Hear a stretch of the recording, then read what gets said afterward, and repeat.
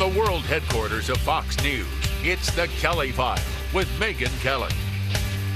New tensions tonight in a fight between the state of Texas and the Bureau of Land Management, same entity that was disputing with Cliven Bundy out in Nevada. This time, the disputed lands along the Red River between Texas and Oklahoma. The Texas Attorney General almost daring the feds to come down and try to take the land from Texas landholders.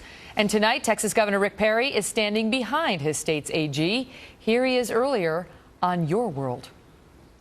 Do you approve of that kind of language? Come and get it. Well, it is a dare. It is a flat-out Texas challenge. Actually, it's not a dare. It's a promise that we're going to stand up for private property rights in the state of Texas. Greg Abbott is a very powerful and thoughtful attorney general who's obviously going to be the next governor of the state of Texas, and he is on the right side of this issue, not just for the people of the state of Texas. He's on the right side of this issue from a private standpoint, from the private property rights standpoint.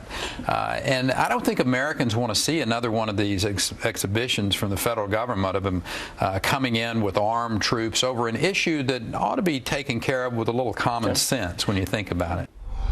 Katie Pavlich is the news editor at townhall.com and a Fox News contributor. Katie, good to see you. And what do you think on that last point, that Americans do not want to see another land grab by the feds, but the feds are saying, look, we have no plans to expand our holdings down there. This dispute, however, centers around whether what they think they already own, they in fact do already own. Well, they think that they already own it, and their argument is that they're not expanding, but only looking at how that land should be used. So at the same time that they're saying they're not seizing land, they're going to dictate how that property is used. But when it comes to the appetite here for tolerance of the BLM swooping into these areas that have been privately owned and privately managed for decades, in the state of Texas, these lands have been used by ranchers for a very long time, as Greg Abbott and Governor Perry have said. And it's not going to be good for them when they come in and try to kick them out or, force them to pay grazing fees that they haven't been paying before in this situation. This is I'm looking at the situation in Nevada and then the situation in Texas, and it seems like in both situations, the feds have court rulings that are in its favor, at least in their favor, at least certainly in the Bundy situation, and there's at least one ruling here that favors the feds. But the American people seem so interested in this dispute, Katie, and my own personal opinion is that the reason is they've had a lot of government, big government in their lives, and they're just paying more attention to these stories in general.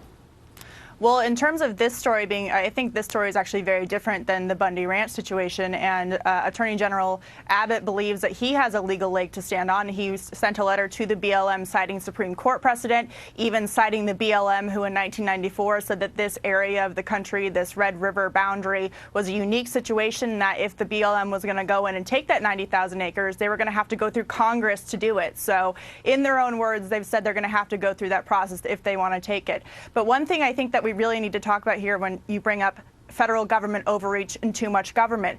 The BLM already owns a third of the land in this country, and they don't have enough money to pay for it already, and they don't have enough money to manage it. They have tens of billions of dollars in backlog management that they have to get through, and they shouldn't be acquiring more land. They should be deferring to the states and to private property owners who, quite frankly, do a better job and actually helps the environment. But do you think that, because Rick Perry went on to accuse the government here of acting, quote, imperialistically.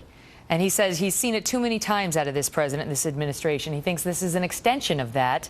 I mean, do you think that sort of tensions are already high with the push to raise people's taxes, the push to make them pay a tax through Obamacare, the expansion of a federal government that people believe should be more limited?